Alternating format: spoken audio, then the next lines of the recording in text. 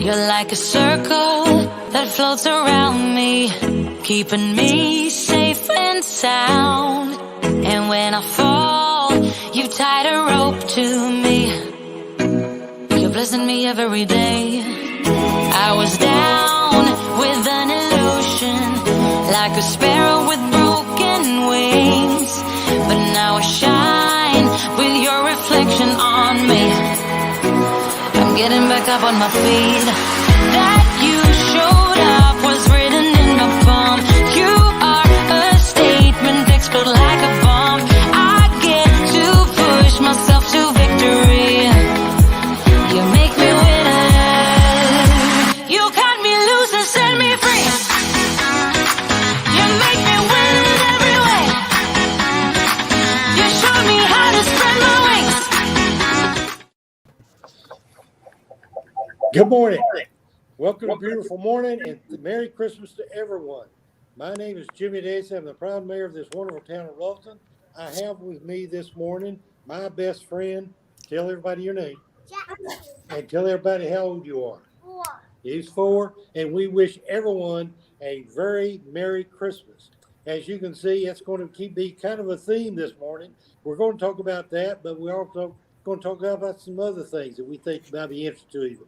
We encourage you to join us every Friday morning at 8:30 as we try to bring to you information that's going on in this town. Doug, I'll turn it over to either you or Magnolia. You can introduce some of our special guests this morning and wish everybody a Merry Christmas. Say Merry Christmas. Merry Christmas. Okay. Merry Christmas, Jackson. Good morning, everybody. We have got a wonderful conversation planned to talk about this morning. I'm excited about it. Griffith's excited about it. Peter's excited about it. I know Chief Harold's excited about it. Magnolia, she's always excited. So there's no reason to even go down that road.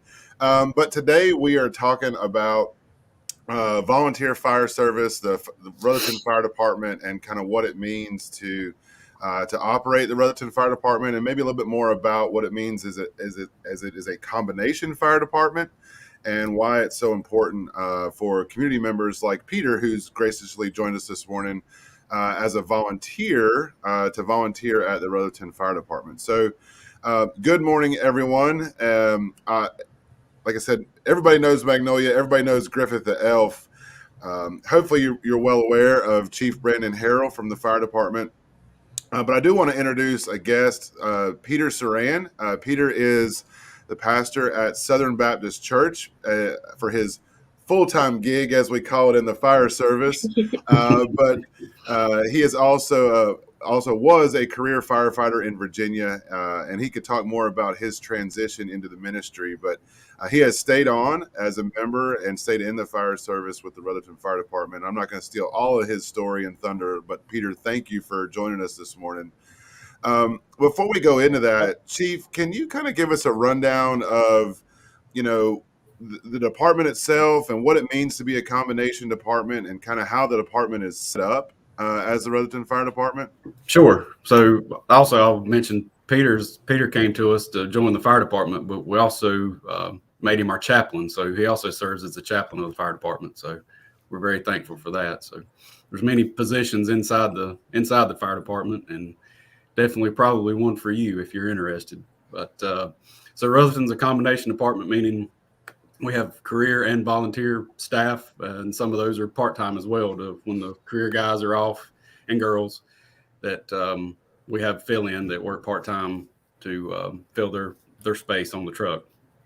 So out of the combination of the department, we have 10 career members, and right now 17 volunteer / part-time, and currently 1 junior firefighter.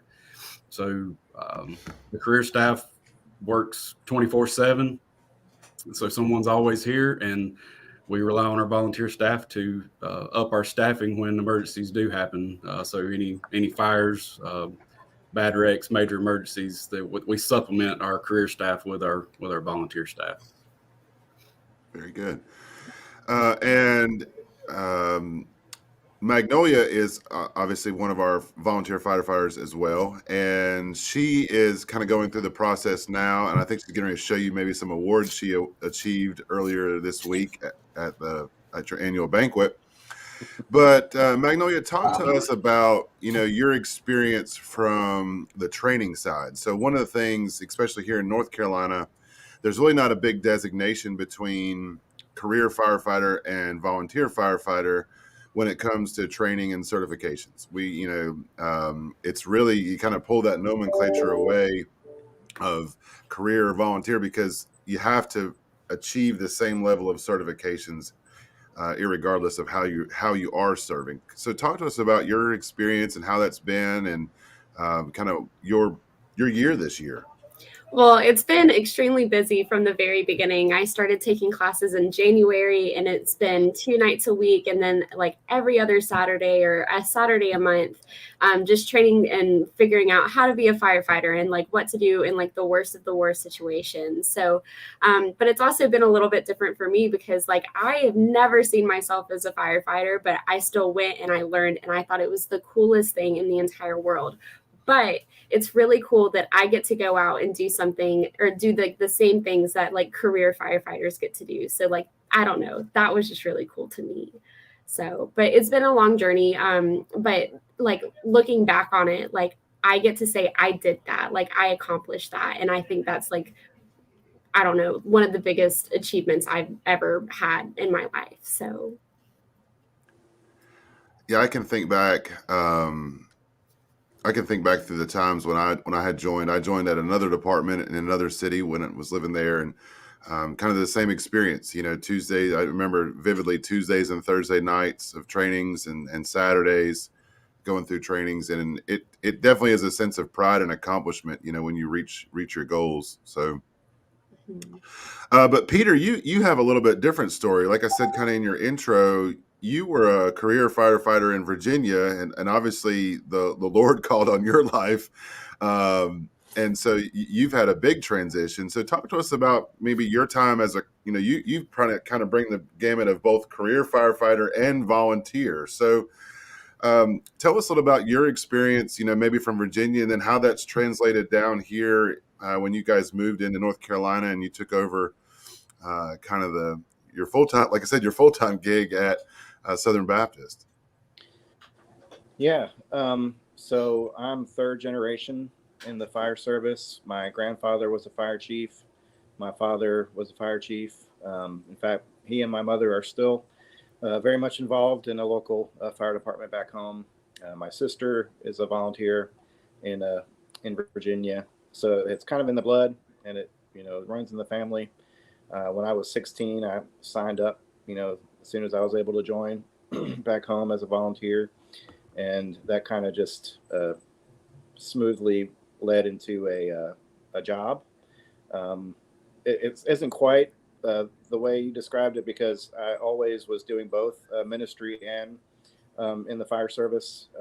Right before we moved down here, I was a pastor still at a church, Eastville Baptist Church in Virginia, and working full-time in the fire service.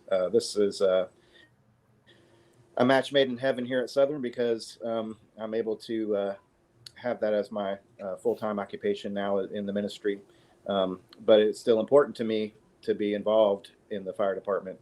When we moved here, my wife and I moved here 2 years ago, and we had to come because her parents were very ill, and the Lord worked it out so that we could come to Southern.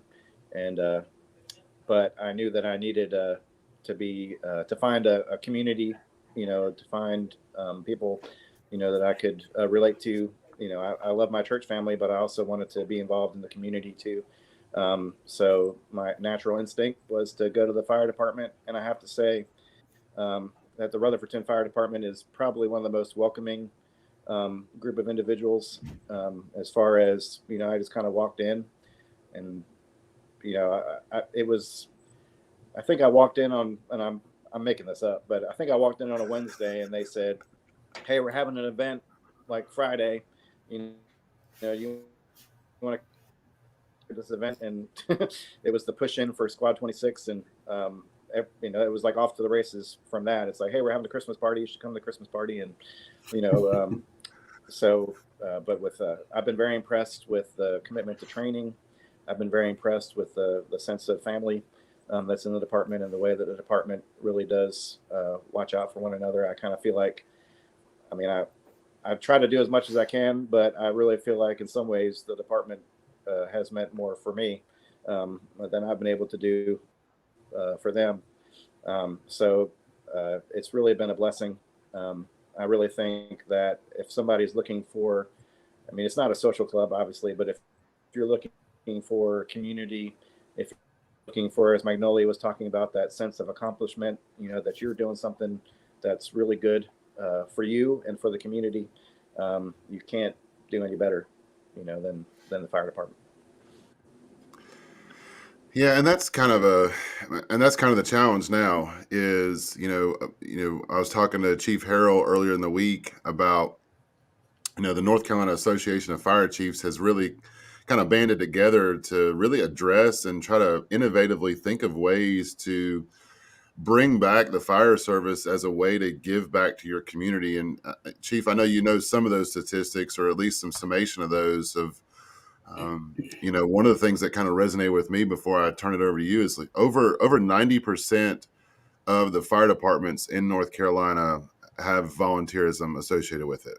And so that's on a decline. And I'm going to turn it over to you to kind of talk through some of the things that maybe you're seeing in the fire service here locally, but your peers across the state are seeing when it comes to volunteerism. Yeah, definitely. Peter actually hit on one thing. He said he was third generation. That's a huge trend in the fire service and in this department. I myself am third generation through my uncles. My great uncle served as fire chief in Forest City, and my uncle served as captain here and retired a couple years ago. Actually, still active in the department. So, and then if you look down the line, there's links.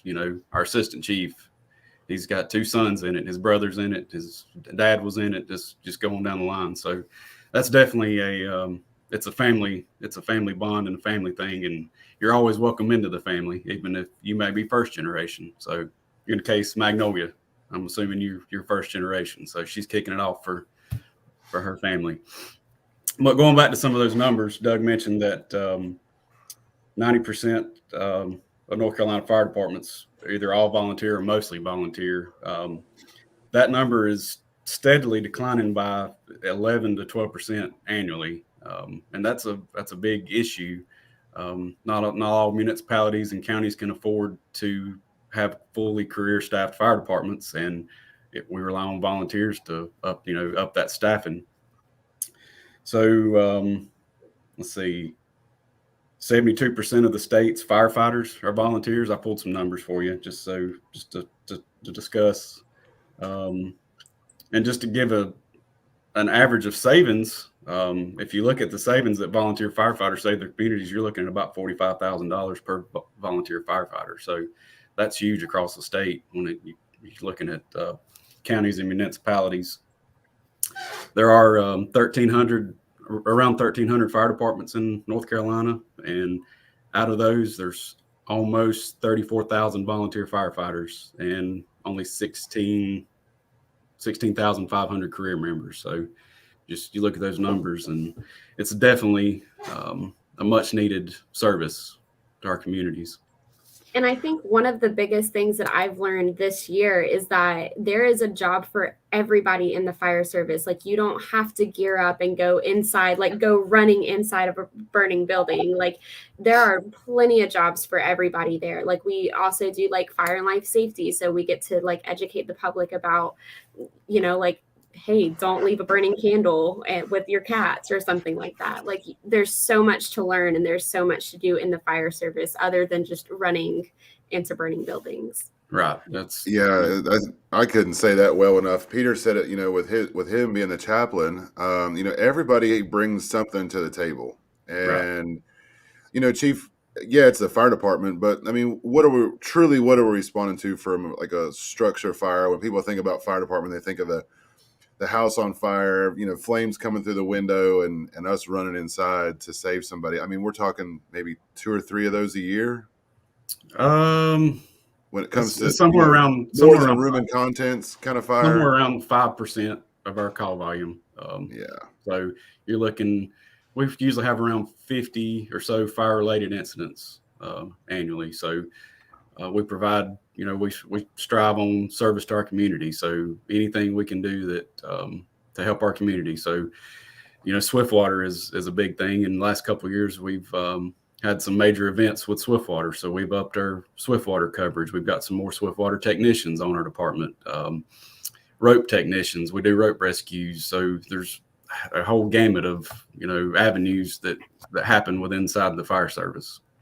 Not just going to we have to be prepared for those fires. That's our core mission, but there's also many other things that go along with it. Yeah, and that's the cool thing that I've enjoyed in my service with the fire department is, there's so many different avenues that you can go down, from, like you said, Swiftwater to wildland firefighting to technical rescue to rope rescue to extrication there's just so many different things. If you're into hazardous materials and testing out what's on. No, you don't do that. Don't do that. Yeah, don't do that. But there's so many different things that you can do. And as a volunteer, like you said, we're welcoming. Obviously, we're a very encouraging group. But anything you want to do is really at your disposal. Any type of training that would be offered for any certification, once you're inside, once you become a member of the department, those trainings are free of charge. So It's really the dedication of your time. But anything that you want to set out to achieve or goals that you want to achieve inside the department, there's really no cost to that. Right. Most of the training is provided through the local community college system. And like Doug said, once you join, you're a member and you can get that training for free. Some other numbers I pulled. This is the average number of firefighter by age group, and this is from 2018, and this is across the United States. So 16 to 19-year-old range is 3%, and 20 to 29 age range is only 21%, with the biggest age range being 30 to 39. So what that tells us is definitely, that shows that decline, and especially in younger folks. So if we've talked about this before, but with COVID happening and not being able to get in the high school to recruit like we used to, our junior program has kind of taken a big downturn. We've only have one junior right now, and I believe he turns 18 first part of next year. So we're definitely actively looking for junior firefighters. So if you know someone 16, 17 years old interested, I've got a shield for them. We got to get them started young to get them hooked and get them in the fire service, and career opportunities are out there. Or volunteer if you chasing another career and won't just stay on a volunteer. There's definitely nothing wrong with that. So yeah, like Peter said, it's not a social club, but it's definitely a brotherhood. That's kind of what nationally the fire service is known as, and I would encourage anybody that's out there, definitely our youth more than anything else, because of the connections that are made. Fire service isn't something that is going to be what you want to do long-term career-wise. There's so many different attributes, skill sets, knowledge that's attained through service in the fire service, and kind of those social connections with the people that you're serving alongside, that it's really just another extension, I guess, of your family. So if you're in high school and you're thinking, what do I want to do with my life, you may come to the fire department and really just enjoy that service, but really get an opportunity to sit down beside an accountant, a minister, an auto body tech. Everybody in the fire service is bringing their professional career and their skill set to service of the community. And so you get to really, it's like career day. Every day you get together around the table or respond to a call too. So it's a great opportunity. That's why firefighters are so good at fixing anything. We have so many different backgrounds across the department that, we got welders, we've got landscapers, we've got auto technicians, ministers, town managers, community development directors, you name it. Postman, we got postman. Yeah, exactly. Yeah. Yep. High school coaches or middle school coaches. Teachers. Yep. Linemen. It's I'd like to really just, if there are any pastors who might be watching this, just as a pastor, this is the mission field. I mean, where can you go that you get to go and just like we've said, sit down with people from all these different walks of life, and really be a part of their lives, be with them in some very intense moments. The things that we experience, in the fire service, cause people to question, get them thinking about, the big questions. And so if you're a pastor and there is a volunteer fire department near you, they might need a chaplain, or at least, they might need another member. But it is a wonderful opportunity to engage with the community at large, and also folks that might not have any kind of background in faith, but will you're around, and they might want to ask those questions, and what a great opportunity that is. So as a pastor, not only is it a blessing to be a part of the community, but I also feel it's an extension of my ministry, to be hanging out with you guys who really need Jesus. Well, I'll tell you, this is the third fire department that I've served in, and it's the first that we've had a formal chaplain. You always have that informal chaplain, but I'll say from my perspective, Peter, it's been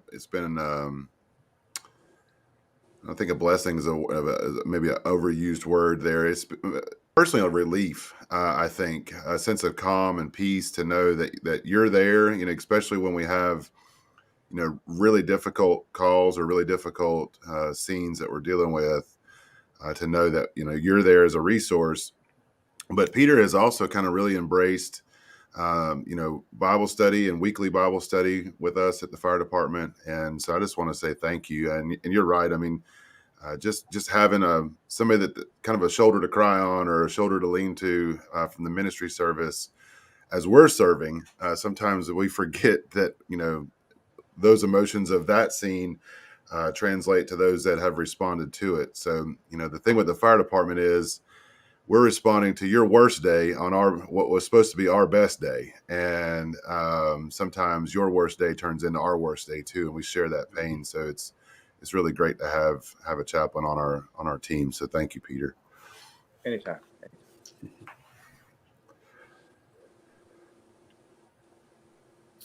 Hey, I will add in this time. Just if you are interested, I always tell people serve where you live. There's 17 fire departments in this county, and they're all looking for good people. So if you live in Cliffside, if you live in Lake Lure, if you all reaches of the county, go to your local fire department and see what their needs are. So just wanted to put that in there. So it's not just Rutherford. This is a nationwide, worldwide thing. So get out there and serve. Yeah, and there are some great fire departments in our community. We partner with most all of them, right, and work really well with them. And there's some great opportunities for cross departmental training that have started over the last couple of years. And I guess the one thing I want to say too, Chief, and you've mentioned it a few times about the junior program. That's a program. If a parent is out there thinking about, well, my son or daughter, that may be something good for them. Obviously, we're not going to send your 16-year-old into a burning structure. They're not going to be able to do all of the things that they could do at the fire department, but there's extra level of insurance and those kind of things. You want to kind of talk through just some of the logistics of what it means as a junior member? So we run our junior program through the Boy Scouts of America Exploring Program. So we pay for their dues out of the fire department's budget, and that covers their insurance for training events and things like that, and just being at the fire station. So we have a list of rules that they can and can't do. One of those, of course, is going into a burning building. There's a level of training that has to be in place before that happens. So, but there's definitely, training opportunities and, just hanging out at the firehouse and running calls and, playing a support role during that time and just, getting as much experience as possible. And I was in the same boat. I got really interested at 16 and I got started at Spindale, and job opportunity came open here about 5 or 6 years later, and I jumped on it. So I've been in it 20 years this year myself. So definitely getting in it young and getting started is a huge benefit. And that's what our junior program is geared around, is getting those, young folks, 16, 18 years of age, to really grab their interest. And, at that age, 16, 17 years old, they can attend pretty much 80%, I guess, of the Yeah. certification training level. So, in order to be certified as a, level 1 or a level 2 firefighter in the state of North Carolina, there's a multitude of classes that need to be achieved. And about 80% of those can be done before you turn 18 years old. Now, there's a few like, fire control and some of the others that have to be over 18. But, as a young person looking for a career path, you can get a real good head start in your high school years on your fire certifications, and really, even by the time you graduate high school, be ready for a career very soon after receiving your diploma and your 18th birthday. Definitely. I'd imagine Peter didn't really go into a whole lot of detail of his experience, but it sounded like as third generation, the way he kind of described that was like, do you want to go to talk about that a little bit, Peter? Were you just like, voluntold into a full-time career after high school? No, I was just that junior.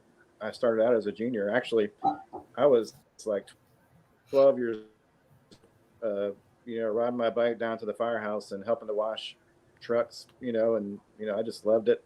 But when I turned 16, I joined, and actually back then, I don't know whether it's different in Virginia, but I was able to my parents signed a form and I was able to do all the training.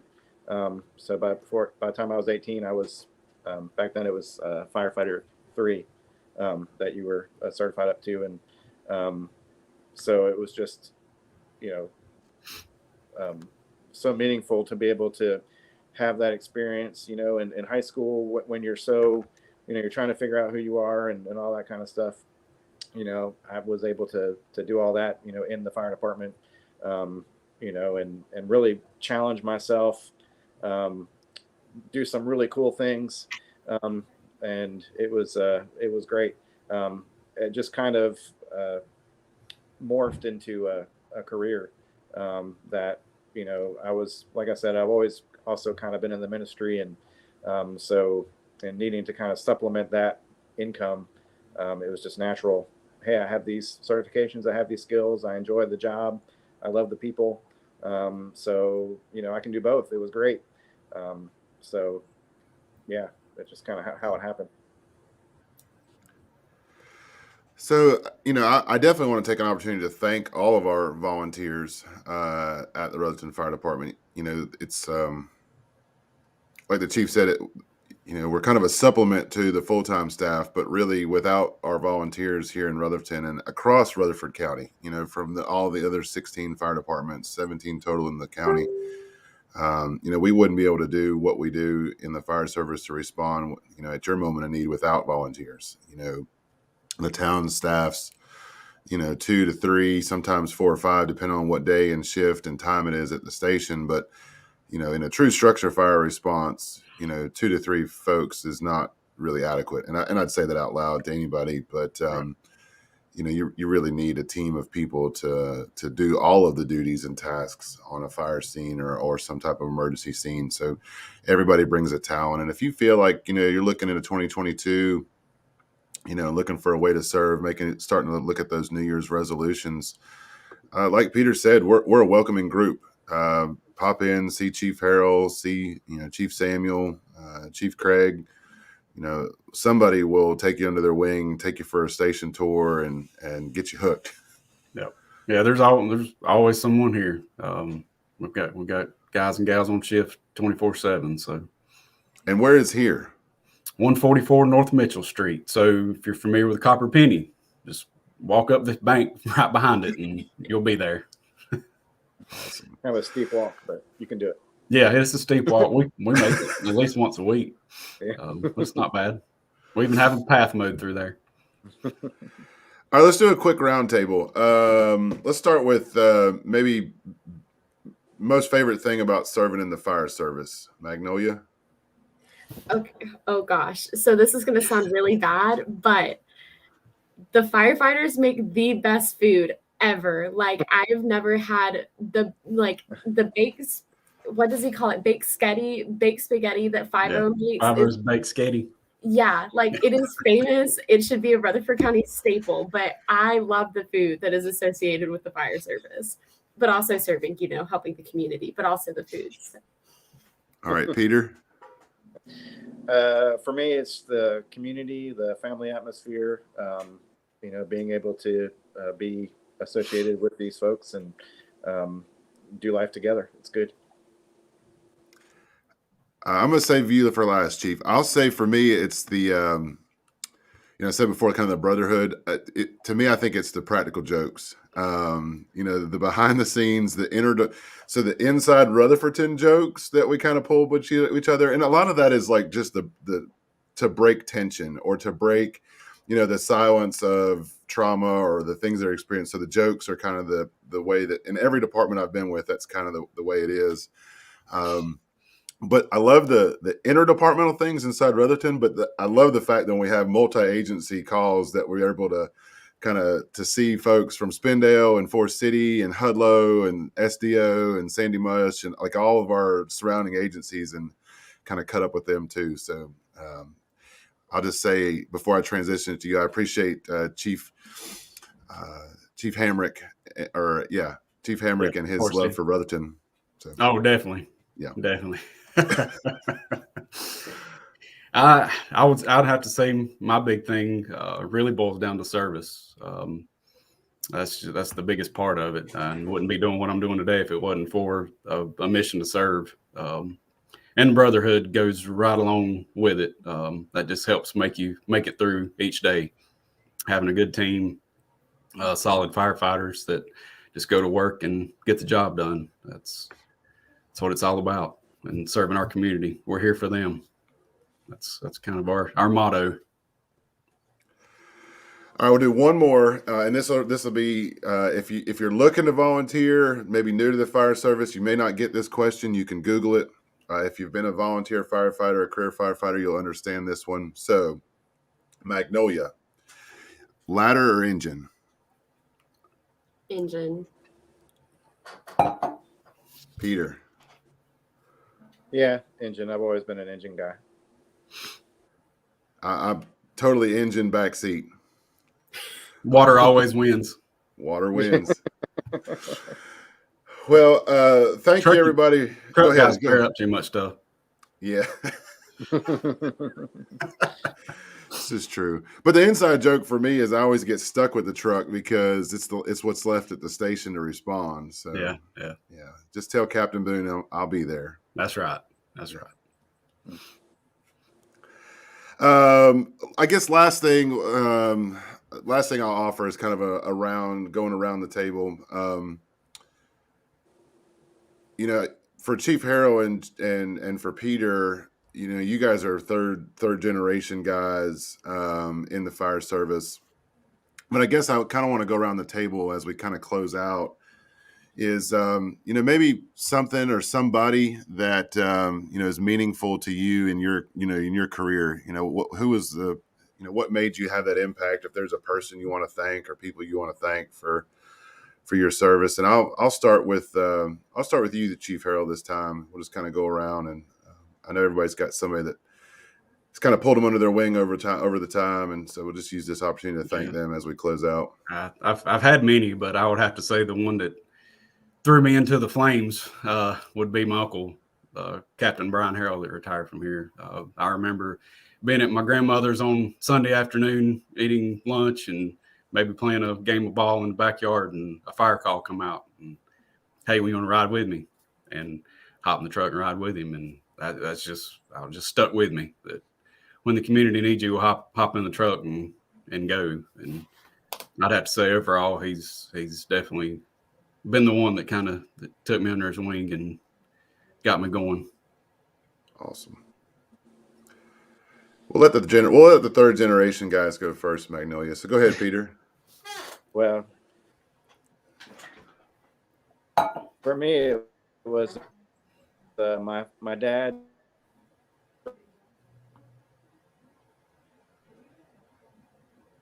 from school, and so he drove us to the fire station, and he threw his turnout gear on. He said, "There's a fire. Don't tell your mom, but I'm taking you." And so I got to go, and I got to sit in the fire truck that day and watch him go inside the building. And that's the moment that I kind of go back to when I think, man, that is just cool. I want to do that. So my father really is the one who got me in, and just being able to watch him serve the community in that way for so many years, I just wanted to be like him. So. Magnolia, I'll let you go last since you're the youngest and you're the firefighter of the year for Rutherford. For me, I think there was a couple of guys. I got into the fire service, I guess what I considered late in life. I didn't join the fire department till my mid-20s after I was out of college. But I think about guys like Assistant Chief Kevin Fox from Cornelius, probably Chief Gary Barbie that's in Cornelius, and he's got some ties with some of our members here in Rutherford, and Chief Ryan Baker, who's the chief over in Mount Holly now. Those guys all were members or volunteers in Cornelius Fire Department. Those guys really kind of took me under their wing, and there was a multitude of other guys there. Just bring back memories. Think about Junebug, guy we call Junebug, Ricky Overcash. And so just a good group of guys that kind of brought me in there. It was just like what Peter said, his experience in Rutherford. You walked in, and I think one of the things you can tell in the fire service is when somebody really wants to serve and when somebody just wants to be there. And when you want to serve, the people that serve the community want you to serve with them. And those guys were ones that I think saw that in me and took a leap of faith. And I appreciate them every day. And then there's been mentors all the way along the way, but I give a big shout out to those guys from Corntown, and they've all kind of gone different ways. Some of them are still there and some of them have kind of expanded out, but big shout out to those guys. So I have a couple of people. First, like Stephen McDaniel at Rutherford 10, he was kind of like my mentor through the entire training process. So any question I had, if I needed to learn where things were on the truck, he really took the time and sat down with me and really mentored me through this whole process, which has been crazy. But then you, Doug, you've been a mentor to me throughout my personal life and my job right now. And you've kind of encouraged me to go out and do all of these big crazy things that I never ever envisioned myself doing, which is phenomenal. And so thank you. But one person, my aunt, she was actually a public safety officer for the town of Chapel Hill for a couple of years. So, or I guess that was, she transitioned into being just a police officer, but she still went through the fire training and everything like that. But I don't want to say that it's easy being a girl in the fire service. I have to work out all the time because I wasn't naturally blessed with all of the strength to go and lift and do crazy things with 35-foot ladders. But she has been a really big source of encouragement for me, saying I can go out and do it too. So yeah, I guess those are the people that I really owe it to. Well, I just want to say thanks to everybody joining us this morning. We've said it a bunch this morning, and if you're thinking about being a volunteer, come see us. Come drop one of us a direct message. You can go non-traditionally. You could come in the firehouse, or you could go over to Southern Baptist and see Peter on Sundays and catch up with him at the after church, and he'll get you hooked up too. So 11 o'clock. But there's a lot of volunteers that serve in this community, and we can always use more. And as we continue to see our volunteers age out for good reason, as our volunteers become grandmothers and grandfathers and want to spend more time with their family, as they reach years of service that are milestones in our community and should be looked up to. It's time for a new generation of firefighters to step in to answer that call. And so we definitely lay that challenge out for the Rutherford Fire Department, but for every volunteer fire department here in Rutherford County.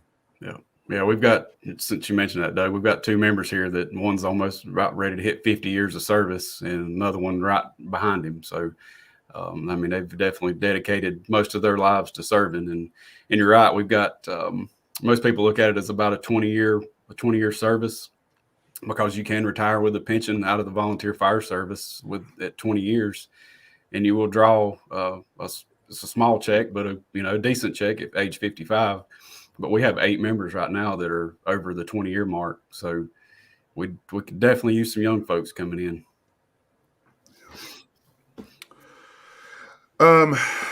Magnolia, I know you had a couple of things on your list you wanted to transition to, so I'm going to let Chief Harrell and Peter, if there's anything they want to say, go ahead and wrap that up, and then we'll transition over to, just like Dot's reminding us, we've got Doggy Jam on our list, Dot. So we're going to transition to Doggy Jam, wrapped up Rutherford, and a couple other things. But guys, anything you guys want to say as we kind of transition here? All right, go ahead, Peter. Well, I would just say thanks for letting me come on and be a part of this. And Southern Baptist service at 11, Christmas Eve, 9 p.m. Come and see us. But don't be afraid to jump right in and volunteer, because you will have all the support you need. You'll get all the training that you need. Pastors, there are chaplain programs. There are all kinds of training programs for chaplains. So just do it, and we need you. I thank you as well, and thank anyone with the interest in the fire service. And definitely, if you just want to stop by for a visit, see what it's like, the doors are open. We're more than willing to talk to you and walk you around and kind of just show you around and answer any questions you may have. But also, I don't know if Doug and Magnolia hit on this. I think we talked about it. But if the fire service is totally not in your realm, there's plenty of opportunities to serve the community through Rutherford, or even wherever you live. So boards, all kind of stuff. So just look for those opportunities, because it's very much needed. We're seeing a decline in volunteerism across everything. So I'll hush and move on so Dot doesn't get mad at me. All right. Thanks, guys. Have a good day. You too. So yeah, we wanted to transition over to a couple things. One is start with today. Let's start with today real quick. So today is a pickup day for Wrapped Up Rutherford, right? Yes, it is. So we worked really hard to go around and get all of these boxes together. So if you were able to order a basket, come by Town Hall and pick up your basket. We try to make them pretty this year. So, Doug's got one in the camera. So, oh yeah. What all did you get, Doug? So I got this sweet teal fire department hat, which we still got those for sale. And everything that's in these baskets are still for sale, Well, most of it. Well, most of it. You should have got online. So with my children, we've kind of started this annual tradition. Obviously everybody does, cookies and milk and that kind of thing, but we like to do the hot cocoa bombs. And so Sarah McCracken has made these wonderful hot cocoa bombs. So I could not pass up on that. Now we do have some of these left. We do have some of these. These were super cool. Some little Rutherford ornaments. And then I just had to admit, I wanted to build a snowman. Oh, God. How stinking cute are those? They're very cute. I got mine, and I put mine up yesterday. I can see them on your shelf back there. Well, I mean, those are other ones, but I actually bought some to put up in my house, so I'm excited. Yeah. And then, how could you go wrong with some soap that smells like oak barrels? Yeah. I mean, man, that just screams fire service to me. I don't know all I could come up with. But yeah, so I grabbed my basket this morning, but they're available today to pick up, right? If you bought one. Yep, so they're available to pick up today between well, it's not 8 anymore, but anytime before 5 p.m. today, and they're in Town Hall, so 129 North Main Street. Just come on in, and I'm gonna try and sit up in like the front area most all day. So yeah. Yeah, and then if you missed out stuff, we've got stuff here for sale too. So we've got Rutherford Roots hats, we've got Rutherfordton hats, we've got a full complement of Rutherfordton shirts, the 28139 shirts. We've got all kinds of, if you're looking for stocking stuffers, we have got a multitude of stickers and keychains. So we've got some other things that, are for sale here too when you come in and pick up your basket, or if you missed a basket opportunity, those are available. Want to thank everybody that came out last weekend. Last weekend was our COVID clinic for COVID boosters and COVID vaccines. We had 39 folks come through our drive-through clinic, and so we're still working with FEMA. If that continues to be extended as we see new variants come into our community, we'll keep you up to date, but we may be able to host more clinics for now, but that'll be the last one for this year.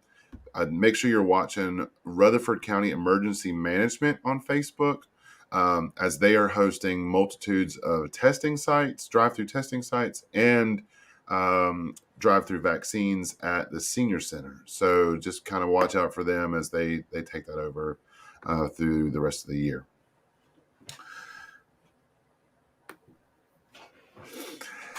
So tomorrow got rained out last weekend, but this weekend from 10 to 1 is the Santa Doggy Jam.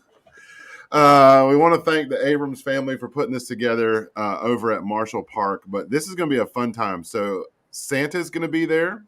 Mrs. Claus is going to be there. Four-legged pictures with Santa and Mrs. Claus. Obviously, it's a fun time for your four-legged friend to meet some new four-legged friends, and maybe you get to meet their two-legged friends. How fun is that going to be? But there's also going to be availability to drop off donations for Heart of the Foothills Animal Rescue. So Heart of the Foothills Animal Rescue is located right here in Rutherfordton, up on North Main Street, kind of up on the other side of Mountain Street there. But you can bring cash donations or donations to Foothills Animal Rescue, but they are also looking for some supplies. So laundry detergent, bleach, kitty litter, gloves, Fancy Feast cat food, Pedigree dog food, Purina One dog food, something like that. Bring it in, and that'll help Foothills Animal Rescue as they continue their mission next year. We'll have all that. We'll have a space available for you to drop those donations off at the park. And then I believe Santa Claus is actually going to take them up to Foothills Animal Rescue. So join them tomorrow from 10 to 1. It's going to be a fun time. I know there's a little threat of rain, but it's so small, I wouldn't even think about it. And then there's one last thing that I wanted to mention. Blue Ridge Hope is doing a holiday market this year to kind of help underprivileged families provide Christmas presents for their family and their kids. So if you're interested, I'm going to drop the link to where you can go and donate. Whether you want to donate like cash donations, or you want to go by and pick up like items like basketballs or footballs or LED lights or anything that like the kids are liking nowadays, which I'm not in the know anymore, but there's a whole list. So if you feel compelled, it is the giving season. They're a wonderful organization, and you're going to really make a difference or an impact on somebody's life. Just kind of looking at the calendar too, Magnolia, looking forward to, if our viewers are still on, or if you're watching this, after the fact, we're pushing towards the end of the year. Just a few days left until Christmas. Next Friday is actually Christmas Eve. And the Friday after is New Year's Eve. So we've got two kind of big holidays coming up on our next two Fridays. So with that being said, obviously, with next week being Christmas Eve, we will not be live on Christmas Eve. We hope everybody has a wonderful time gathering with your family, either remotely or in person, and has a wonderful Christmas season. We know that that we love doing these broadcasts, and I know Mayor Dancy's got some things he wants to say. So we're going to do a yearly wrap up. We'll do a wrap up kind of live. We will not obviously do those on Fridays. So we're working through some scheduling right now, but we will put it out on Facebook for you guys to make sure you can tap into a Brewtiful Mornings with Mayor Dancy before the end of the calendar year. But next week we will not be live on Friday. We hope everybody has a wonderful Christmas with their families, and we just appreciate everybody tuning in throughout the year. And be on the lookout for the last week of the month. With that, again, New Year's Eve being on that Friday, we may not go live that day. We will look for another day that week to go live to do a kind of a yearly wrap up for everything great in Rutherfordton. So thank you, everybody, for joining us this morning.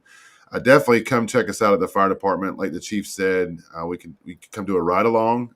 You can come learn more about it. There's so many ways to serve when it comes to the fire service. So anything you want to add, Magnolia?